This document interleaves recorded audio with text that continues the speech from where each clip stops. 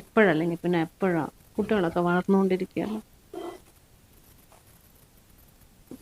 ഓ, ഇവിടെ മാത്രമല്ല രാത്രി ബാക്കി നടക്കുന്ന തോഴിമാര് എന്തെന്നാണ് വിചാരം? നമ്മൾ ആരൊന്നും കണ്ടിട്ടില്ലല്ലോ. അല്പന അർത്ഥം കിട്ടിയാലേ അർദ്ധരാത്രിയിലും കോടം പിടിക്കുന്നതാണ് വെറുതെ. ഇത് ആരെ കണി കണ്ടാണോ ഞാൻ എണീറ്റ് വന്ന്? നീ അങ്ങോട്ട് തുള്ളിച്ചാടി പോന്നെ? അത് ശരി, നിങ്ങൾ ഇവിടെ ഉണ്ടായിരുന്നോ? ഞാനൊരു കുട്ടിക്ക് പല്ലുവേദനയായിട്ട് കുറച്ച് മാവിന്റെ തണ്ട് പറിക്കാൻ വേണ്ട മിനിഷാന്റെ വീട് ചെന്നതാ. എന്ത് കഷ്ടകാലത്തിനാണാവോ ഞാൻ അവിടെ എത്തിപ്പെട്ടെ. അതിനിപ്പോ എന്ത് കുഴപ്പമുണ്ടായത്?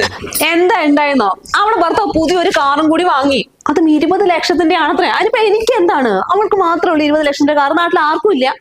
ഞാൻ മനസ്സമാനത്തോടെ കുറച്ച് മാവിലെ പറിച്ചോണ്ടിരിക്കാന്ന് ആ ഭാഗത്തേക്ക് നോക്കിയതേ ഇല്ല കാറിന്റെ കളർ കണ്ടപ്പോ തന്നെ. പക്ഷെ വീട്ടുകളെല്ലാം കൂടിയിട്ട് ആ സമയത്ത് റീൽസ് എടുക്കാൻ വേണ്ടി കയറി വന്നു. എന്നിട്ട് എനിക്കൊരു സീന് തരിക. ഏത് കാറാ ചേച്ചി ചെയ്തെന്ന്? ഓ, നാണം കെട്ടുപോയി. ഞാൻ ആ സീന് ചെയ്ത് കൊടുത്തിട്ടാ ഞാനിപ്പോ വരുന്നത്. നീ റീൽസും ചെയ്തു കൊടുത്തോ? നല്ല കാര്യല്ലേ, നിനക്കൊരു വലിയ ചാൻസ് അല്ലേ കിട്ടിയത്. നിങ്ങൾക്ക് കുറച്ചെങ്കിലും നാണുണ്ടോ മനുഷ്യൻ?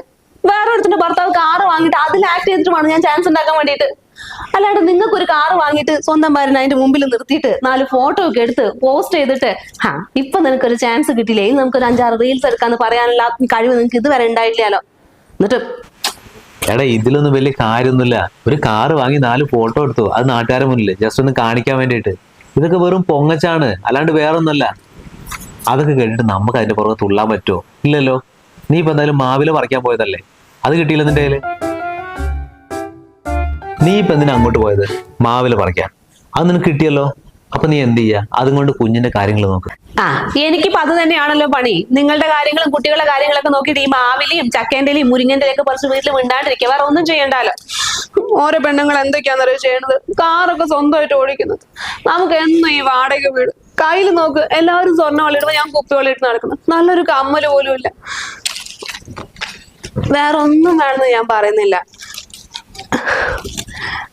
നമുക്കേ ഒരു കാറ് വാങ്ങാം. നീ പറയുന്നത്? കാറ് വാങ്ങാനോ? നാട്ടുകാർ കാറ് വാങ്ങി വെച്ചാൽ നമുക്ക് അതിനൊക്കെ പറ്റുമോ? എനിക്ക് മാസം കിട്ടുന്ന ശമ്പളം വെച്ചിട്ടേ നമ്മുടെ കുഞ്ഞിന്റെ എഡ്യൂക്കേഷൻ, വീട്ടിലത്തെ ചെലവ്, പിന്നെ നമ്മുടെ വീട് വാടക, ഇതൊക്കെ കൊടുക്കാനേ പറ്റുള്ളൂ. അല്ലാണ്ട് നമുക്കിപ്പോ കാറ് വാങ്ങാനൊന്നും പറ്റുമൊന്നുമില്ല. ഓരോരുത്തർ അവരവരെ കഴിവിനനുസരിച്ചല്ലേ ഓരോന്നും ചെയ്യുക. എനിക്ക് ഇത്രയൊക്കെ ചെയ്യാൻ പറ്റുള്ളൂ. അതിന് മാക്സിമം ഞാൻ ചെയ്യുന്നുണ്ട്. എന്തെങ്കിലും പറയുമ്പോഴത്തേക്ക് ഇങ്ങനെ 100 ഉപദേശം കൊണ്ട് വന്നോ? ഇങ്ങനെയുള്ളവർക്കാണ് ജീവിതത്തിൽ ഒന്നും ആകാൻ പറ്റാത്തത്. മിനുഷിയും ശാലിനിയും അഭിരാമിയും ഒക്കെ കാറിലും ഫ്ലൈറ്റിലും ഒക്കെ ട്രാവൽ ചെയ്യണം. ആ സമയത്ത് ഞാനും ജീപ്പിലും ഓട്ടോയിലും ബസ്സിലും ഒക്കെ. എന്റെ വീട്ടിൽ എത്ര നല്ല കുടുംബം കല്യാണം കഴിഞ്ഞ് വന്നതാ. കാറുള്ള ഒന്നുമല്ല, വാടക വീട്.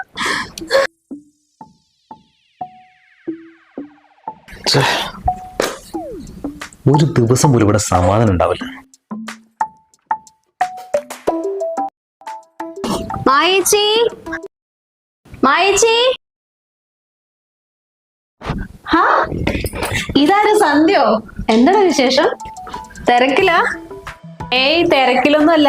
ഉച്ചയ്ക്ക് അടുക്കള പണിയൊക്കെ കഴിഞ്ഞു. എന്നിട്ട് കിച്ചണൊക്കെ ഒന്ന് ക്ലീൻ ചെയ്തോണ്ടിരിക്കുക. പിന്നെ ചേച്ചി, ഈ മാസം 22-ാം തീയതി ഞങ്ങളുടെ വീടിന്റെ പാല് കാച്ചില. അപ്പൊ അതിന് ക്ഷണിക്കാൻ കൂടി വന്നതാ. പാല് കാച്ചിലോ? ഇത്രയും പെട്ടെന്നോ? ഈ അടുത്തല്ലേ വീടിന്റെ പണിയൊക്കെ തുടങ്ങിയത്? ഇത്രയൊക്കെ പെട്ടെന്ന് പണിയൊക്കെ എല്ലാം തീർന്നോ? ഏട്ടന്റെ ഒരേ നിർബന്ധമായിരുന്നോ 3 മാസം കൊണ്ട് വീടിന്റെ പണിയൊക്കെ തീർക്കണമെന്ന്. അങ്ങനെ വേഗം തീർത്തതാ. പൈസ ഉണ്ടെങ്കിൽ എല്ലാം പറ്റുംല്ലേ? 3 മാസവും 2 മാസവും 1 മാസം ഒക്കെ കയ്യില് പൈസ ഉള്ളവർക്ക് പറ്റും. ഇവിടെ 3 വർഷമായി. തറ കെട്ടി ഒന്ന് ഏകദേശം ഒന്ന് പൊങ്ങിയിട്ടേ ഉള്ളൂ. കഴിഞ്ഞ ആഴ്ച വാർപ്പ് കഴിഞ്ഞത്. എത്ര സ്ക്വയർ ഫീറ്റാ? അധികം ഒന്നുമില്ല ചേച്ചി, 2200 സ്ക്വയർ ഫീറ്റാ. 2200? 2200 വേണം. നിങ്ങൾ പിന്നെ 3 ആളുണ്ടല്ലോ. സന്ധ്യ എന്തായാലും ഇരിക്കടാ, ഞാനൊരു ഗ്ലാസ് ചായ എടുക്കാം. അയ്യോ ചേച്ചി, ചായ കുടിക്കാനൊന്നും സമയമില്ല. കുറെ ആൾക്കാരെ വിളിക്കാണ്ട്. ഒരു 800 പേരുടെ ഫംഗ്ഷൻ നമ്മൾ പ്ലാൻ ചെയ്തിരിക്കണേ. ഇതപ്പോ തുടങ്ങുന്നേ ഉള്ളൂ എല്ലാവരെയും വിളിക്കാൻ. എന്നാ വരുന്നേ, സമയമില്ല.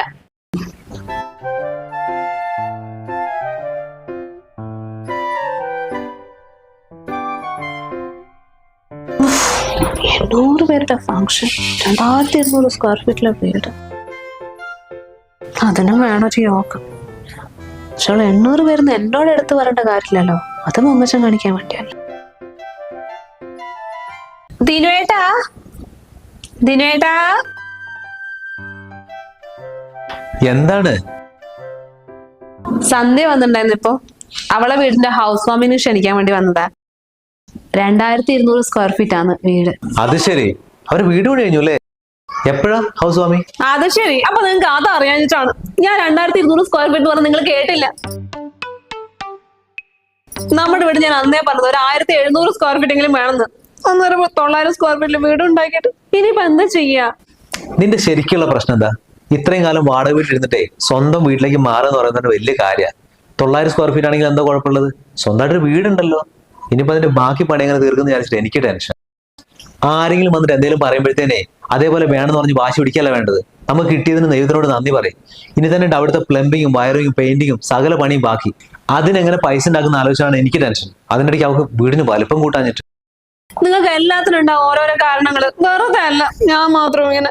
കോളിൽ എല്ലാവരും വലിയ വലിയ പൊങ്ങച്ച കാര്യങ്ങളാ. 3 പേർക്ക് താമസിക്കാൻ വേണ്ടിയാണ് 2200 സ്ക്വയർ ഫീറ്റിന്റെ വീട് എടുക്കുന്നത്. നമ്മളവിടെ 4 പേരില്ലേ, നമുക്ക് 900. അതെ, വീട് തൽക്കാലം സാരല്ല. 900 എങ്കിൽ 900. ഞാൻ അവരോട് പറഞ്ഞോളാം 1200 ആണെന്നോ 1300 ആണെന്നോ. പക്ഷെ ഞാൻ നേരത്തെ പറഞ്ഞില്ല ആ കാര്യം. നേരത്തെ പറഞ്ഞ എന്ത് കാര്യം?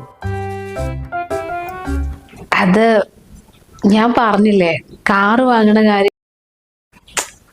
നിനക്കെന്താ പറഞ്ഞ മനസ്സിലാവാത്തത്? ഒരു കാറൊന്നും വാങ്ങാനുള്ള സാഹചര്യത്തിലല്ല നമ്മളിപ്പോ ഉള്ളത്. അങ്ങനെ എല്ലാ സാഹചര്യവും ഒത്തു വന്നിട്ടൊന്നും അല്ല എല്ലാവരും എല്ലാം ചെയ്യുന്നത്. കടം വാങ്ങിയിട്ടും ലോൺ എടുത്തിട്ടൊക്കെ തന്നെയാ. ഇപ്പൊ നിങ്ങളുടെ കൂടെ വർക്ക് ചെയ്യണ ഇവനില്ല അനില്, അവന് 25,000 രൂപയല്ലേ സാലറി ഉള്ളൂ. പക്ഷെ അവനും കാറില്ലേ. എടി, അവന് വേറെ ബാധ്യതകളൊന്നുമില്ല, കല്യാണം പോലും കഴിഞ്ഞിട്ടില്ല. പിന്നെ അവൻ അടച്ചു തീർത്തൂടെ? നമ്മുടെ അവസ്ഥ അങ്ങനെയാണോ? നമുക്ക് വീടിന്റെ റെന്റ് കൊടുക്കണം, വീട്ടിലെ ചെലവ്, കുഞ്ഞുങ്ങളുടെ കാര്യങ്ങൾ, ഇതൊക്കെ നോക്കണ്ടേ? ഓരോ നമ്മുടെ വീടിന്റെ പണി നടന്നുകൊണ്ടിരിക്കുക. ഇതിനൊക്കെ പുറമെ കാറിനും കൂടെ ലോൺ എടുത്തിട്ടുണ്ടെങ്കിലോ അത് നമ്മൾ എവിടെ അടച്ചു തീർക്കാനാ? അതെ, പിന്നെ കല്യാണം കഴിയാത്ത അവന് പോലും കാറ്. അപ്പൊ കല്യാണം കഴിഞ്ഞ നമ്മുടെ കാര്യം ഒന്ന് ആലോചിച്ച് നോക്ക്. നമ്മുടെ കുഞ്ഞുങ്ങൾക്ക് ആഗ്രഹം ഉണ്ടാവൂലേ അവന്റെ അച്ഛന് സ്വന്തമായിട്ട് കാറ് വാങ്ങണം എന്നൊക്കെ. അവൻ വേറെ കുട്ടികളുടെ അച്ഛന്മാരൊക്കെ അവരെ കാറ് കൊണ്ടുപോകുമ്പോ അതിങ്ങനെ നോക്കി നിൽക്കുന്ന എത്ര സങ്കടം ഉണ്ടാക്കുന്ന കാര്യം. എങ്ങനെ എന്തെന്നൊന്നും ഇപ്പൊ ആലോചിക്കണ്ട, എങ്ങനെയെങ്കിലുമൊക്കെ കാറ് വാങ്ങും.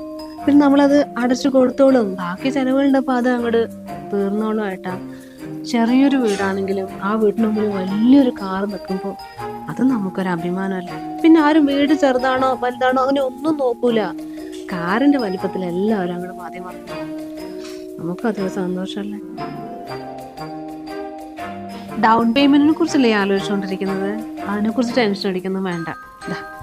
ഈ മാല കൊണ്ട് വേണേ പറ്റോ, വേണേ വിറ്റു, എങ്ങനെയെങ്കിലും വീട്ടിൽ കാർ എത്തിയാൽ മതി. ഇപ്പോഴല്ലെങ്കിൽ പിന്നെ എപ്പോഴാ? കുട്ടികളൊക്കെ വളർന്നുകൊണ്ടിരിക്കുകയാണ്.